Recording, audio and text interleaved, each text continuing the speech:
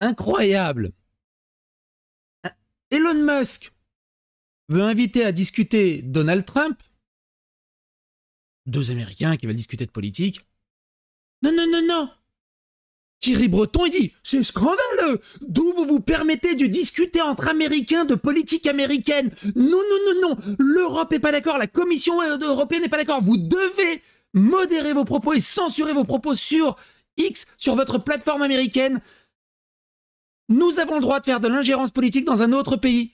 Par contre, on aime bien se plaindre quand d'autres pays font de l'ingérence politique chez nous. Elon Musk, il a dit, va te faire foutre. Il lui a vraiment dit ça. Hein. Très entendu. C'est un scandale. Il a sorti une lettre, un pavé comme ça avec Elon Musk. Il l'a même pas lu. Il a fait. Et la Commission européenne cancel Thierry Breton et recadre Thierry Breton. Je fais waouh.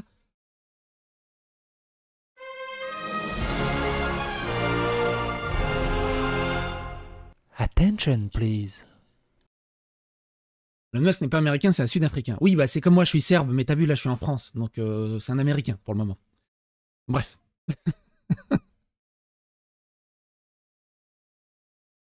Thierry Breton qui nous dit...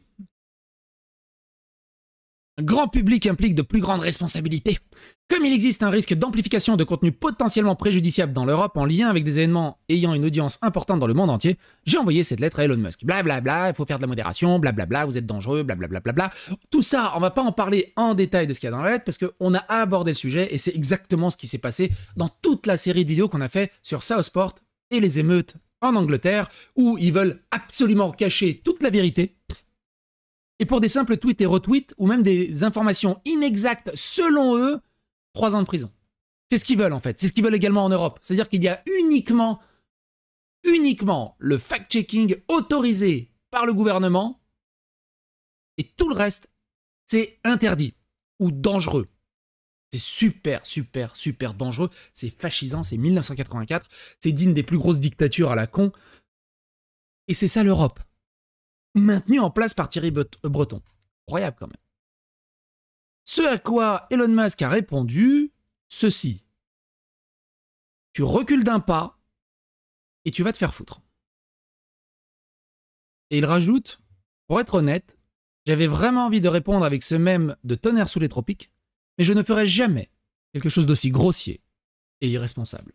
Le truc c'est que, je ne sais pas si vous vous rendez compte de la chance qu'on a d'avoir un milliardaire qui a autant de pouvoir, qui ne soit pas un woke comme tous les autres milliardaires, et qui a encore les pieds droits dans ses bottes.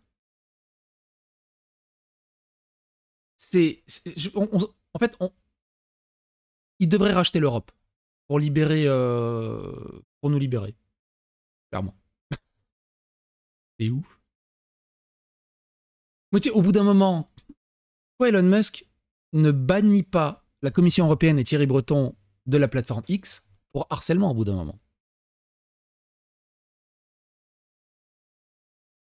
Alors, donc Elon Musk a discuté avec Donald Trump. On va en parler un petit peu, il y a un petit résumé.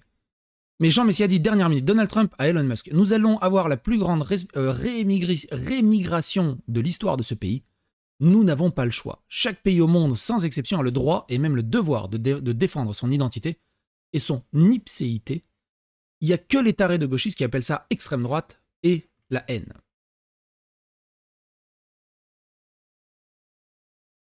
Qu'est-ce qu'il dit, lui?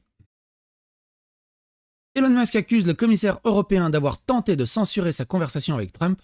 Alors, ils ont eu du retard sur la conversation avec Trump parce que la plateforme s'est fait DOS. Thierry Breton a menacé Musk d'une lettre dans laquelle il écrivait « Un grand public implique de grandes responsabilités ». Musk a répondu avec sa menace, avec un mème brutal qui disait « Faites un grand pas en arrière et baisez littéralement votre propre visage ». Contrairement au régime de censure en vigueur dans le monde entier, Musk déclare à Trump « Je pense qu'il est évident que vous croyez et défendez la liberté d'expression. Pourquoi ?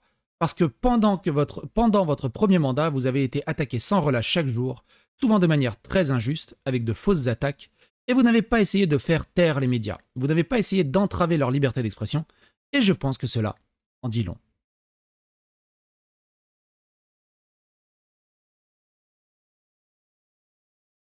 il se fait... Alors, Thierry Breton se fait démonter dans les commentaires. Il se fait démonter, tout le monde se fout de sa gueule dans les commentaires. À l'échelle mondiale. Il a reposté. Elon Musk lui dit « Bonjour ».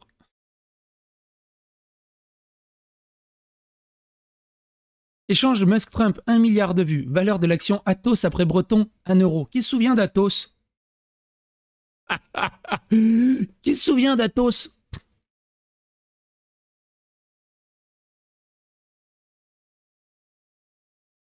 Je me méfie d'Elon, il veut nous mettre des puces dans le corps. Il veut... Elon Musk, il est un peu à la cyberpunk. Franchement, si t'as une puce dans le corps qui peut te traduire toutes les langues du monde, qui peut payer partout...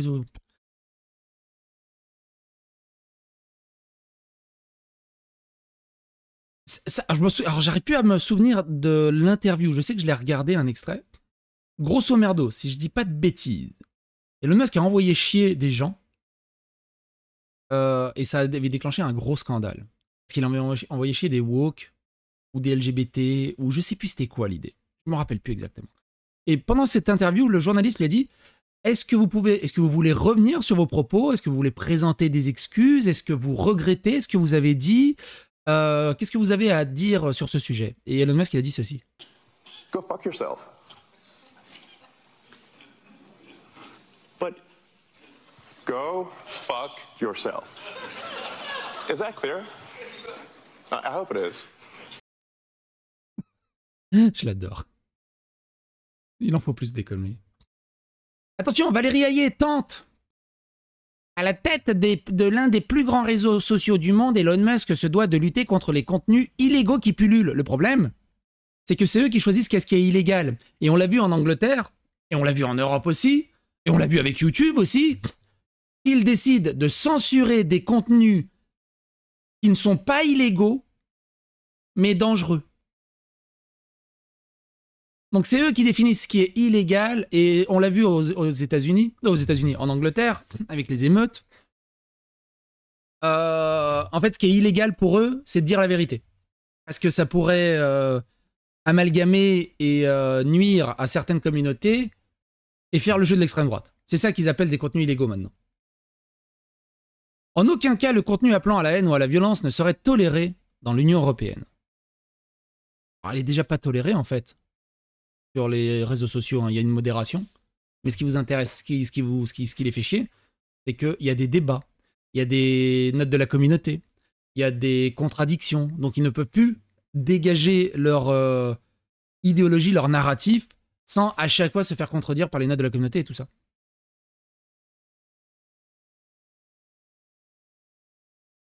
Un mur des gros titres négatifs était tellement prévisible, ce sont des vrais PNJ.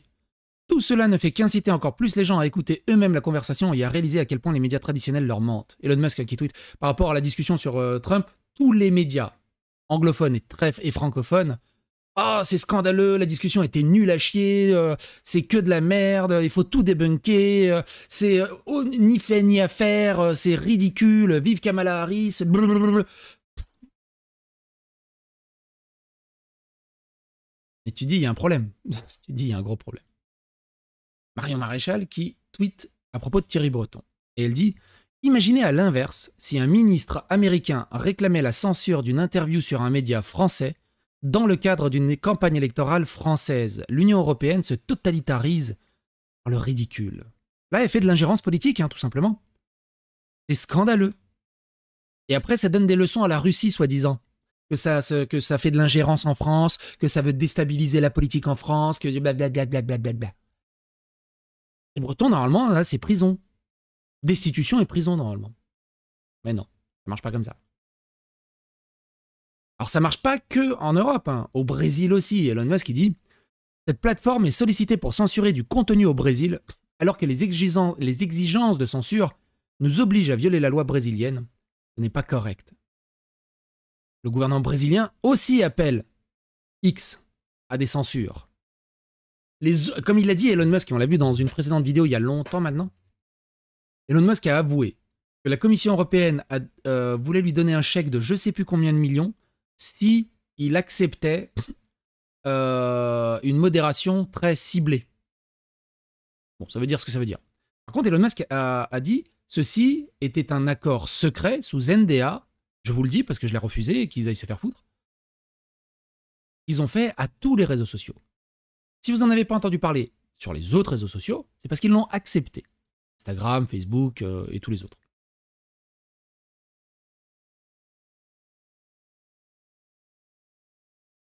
Donc il a discuté avec Donald Trump depuis son ranch dans le Wyoming. Il est joli son petit ranch.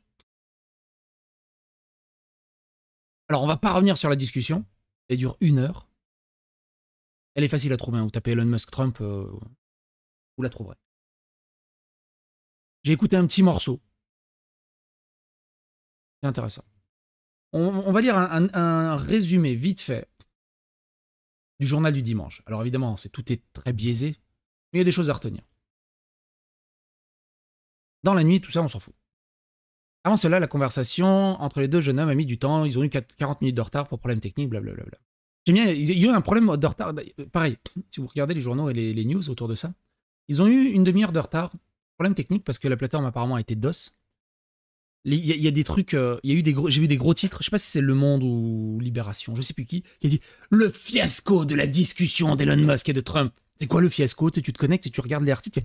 Ils ont eu un retard de 30 minutes. Ouh, quel fiasco. Ils savent tellement pas quoi dire qu'ils s'attaquent maintenant là-dessus, c'est. Lors de cette interview, le candidat républicain à la présidentielle a mobilisé les thèmes centraux de sa campagne, tels que la lutte contre l'immigration clandestine. Donald Trump a ainsi promis la plus grande expulsion d'immigrés clandestines de l'histoire des États-Unis en affirmant que l'afflux massif des migrants sous l'administration Biden avait fait augmenter la criminalité. Nous avons des gens qui affluent comme si c'était une apocalypse zombie, a abondé Musk. Et ça, on en a parlé à l'époque autour du Texas. Même Biden commençait à s'inquiéter de ce qui se passait au Texas. Si vous tapez psychédélique et Texas sur ma chaîne, vous tomberez dessus. Normalement.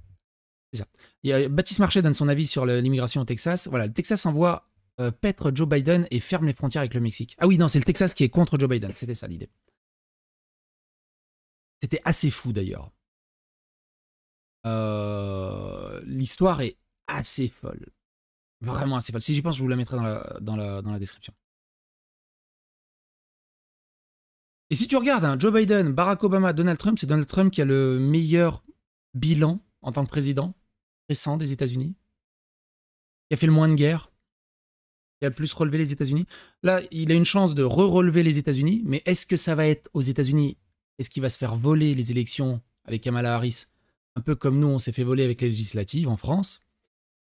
On verra bien ce que ça va donner. En matière de relations internationales, l'ex-président a assuré que les États-Unis seraient plus en sécurité sur la scène mondiale s'il revenait au pouvoir, faisant valoir sa capacité à traiter avec des dirigeants autoritaires comme le président russe Vladimir Poutine ou le nord-coréen Kim Jong-un. Donald Trump a d'ailleurs estimé que la Russie n'aurait pas envahi l'Ukraine s'il était toujours à la Maison-Blanche. Je pense que les gens sous-estiment le risque d'une 3e guerre mondiale, a commenté sur ce thème Elon Musk. Et vous imaginez Kamala Harris, l'ultra-woke, c'est vraiment donné l'arme atomique à un woke. Elle va détruire les États-Unis. Il est vieux aussi, hein, mais il a la tête sur les épaules un peu plus. Abordant le succès entrepreneurial de son hôte durant l'entretien, Donald Trump a loué les voitures électriques Tesla dont Elon Musk est président, qu'il trouve incroyables. Bon, cool, mais... L'ex-chef de l'État a en outre, j'aime bien ce mot, en outre, salué la capacité de son interlocuteur à licencier ses employés en grève. Vous êtes les plus grands découpeurs, ils font grève, vous dites, c'est pas grave, vous êtes virés. Sur le volet politique, Donald Trump a surtout fustigé l'investiture de Kamala Harris au sein du Parti démocrate pour remplacer Joe Biden, dans la campagne évoquant notamment un putsch au détriment du président sortant. Elle n'a pas donné une seule interview depuis que toute cette escroquerie a commencé, a-t-il clamé, alors qu'un débat entre les deux candidats est prévu le 10 septembre prochain. On a très peu parlé de Biden. C'est une catastrophe, hein, Biden. Si vous vous intéressez un minimum à la politique américaine, c'est une catastrophe. Et celle-là, je l'avais vraiment pas vu venir. Mais vraiment. Commission européenne prend ses distances avec Thierry Breton après sa mise en garde à Elon Musk. Et what? Comment ça? Comment c'est possible? What? Espoir pour la liberté d'expression, l'Union européenne démembre un prononciateur français à cause d'une lettre à Elon Musk. Thierry Breton, qui se veut le capitaine de la police de la parole de l'Union européenne, a tenté de se faire valoir en envoyant à Elon une lettre le menaçant de sanctions pour la modération du contenu de X ou plutôt son absence. Mais c'est là que les choses deviennent croustillantes. Le Twitter français a réussi ce coup sans avoir obtenu le feu vert des véritables décideurs. C'est comme si vous proclamiez roi d'un château et que vous découvriez qu'il s'agit simplement du bouffon de la cour. L'Union européenne a rapidement fait marche arrière, admettant que la décision de Thierry Breton n'était ni coordonnée, ni convenue avec Ursula von der Leyen, la présidente. Elon Musk n'a pas perdu une seconde, répondant avec un mème et en appelant l'Union européenne à tenter des tactiques de censure sournoise. Aujourd'hui, pour l'Union européenne, ce faux pas est devenu une victoire pour la liberté d'expression et un rare moment d'espoir montrant que tout le monde dans l'Union européenne n'est pas d'accord avec l'approche autoritaire de Thierry Breton. Peut-être qu'il reste une lueur d'espoir, de bon sens à Bruxelles. C'est tout. Ce qui est fou, pour ceux qui savent, la liberté d'expression a été grandement améliorée sur le Twitter anglophone. Le truc, c'est que l'équipe de modération du Twitter francophone est toujours la même, un tout petit peu diminuée, mais toujours la même, et elle est toujours ultra wokisée. Il y a un énorme problème encore avec la modération francophone de X. Elon Musk, il doit vraiment s'en occuper là-dessus. Il doit vraiment libérer la France de son armée de modérateurs complètement débile. Clairement. Tu mets genre quelqu'un, ton compte saute. Par contre, t'appelles au meurtre de quelqu'un, on te doxe, il n'y a aucun problème. Là, si t'es dans le camp du bien, oh, si t'es dans le camp du mal, oh, on laisse. Il n'y a pas de souci, ça enfreint pas les règles. C'est un truc de dingue. C'est un truc de dingue. Faut absolument qu'il fasse quelque chose. Elon Musk a répondu, donc il est devenu... Comment on peut traduire rogue? C'est devenu un wayou? Intéressant. C'est incroyable. Incroyable. Le Financial Times, la Commission européenne a nié que son commissaire au marché intérieur ait eu l'approbation d'Ursula von der Leyen pour envoyer une lettre, responsable de l'Union européenne. Thierry a son propre esprit, sa propre façon de travailler et de penser. Ouais. Et surtout, un gamin pourri gâté à qui on n'a jamais dit non et il pense qu'il a les pleins pouvoirs. Et qu'il est investi d'une mission. Tu sais, c'est un paladin. Incroyable. L'Union européenne a accusé son commissaire au marché intérieur d'avoir agi de manière rebelle en envoyant une lettre à Elon Musk menaçant de le punir quelques heures avant qu'Elon n'intervienne, le candidat à la présidence américaine de Donald Trump. Le Monde en a parlé. La Commission européenne prend ses distances après la mise en garde de Thierry Breton. Alors l'article est payant. Ils pensent que comme ça ils vont gagner de l'argent. Faut arrêter. Les journalistes qui font encore des articles derrière des paywalls, c'est ridicule. C'est la mort du journalisme. L'information, elle doit être ouverte et publique. Vous voulez gagner de l'argent? Offrez des abonnements. Les gens, ils vous feront des dons. S'ils aiment votre travail, ils s'abonneront à vous et vous gagnez de l'argent différemment. Avec de la publicité. Mais de cacher votre travail derrière des paywalls, c'est nul. C'est nul. C'est tellement boomer, c'est tellement rétrograde, c'est tellement... Ça sert à rien, en fait. C'est contre-productif, surtout. C'est tellement contre-productif, parce que tout ce que ça envie, ça sert à rien de lire le Monde, parce que de toute façon, on peut jamais lire les articles.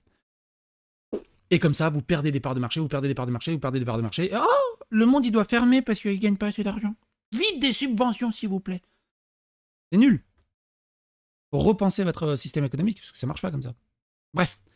Quoi qu'il en soit, et vous, qu'est-ce que vous en pensez de tout ça? N'hésitez pas à donner votre avis, votre opinion dans les commentaires. Et à bientôt pour des aventures. Abonnez-vous, likez, clocher. N'oubliez pas que mes vidéos ne sont pas payantes. Elles sont payantes. Ceux qui s'abonnent, ils peuvent accéder aux vidéos en avant-première. Rejoignez la psychosphère, faites-la rayonner. Mais n'oubliez pas, l'information doit rester gratuite.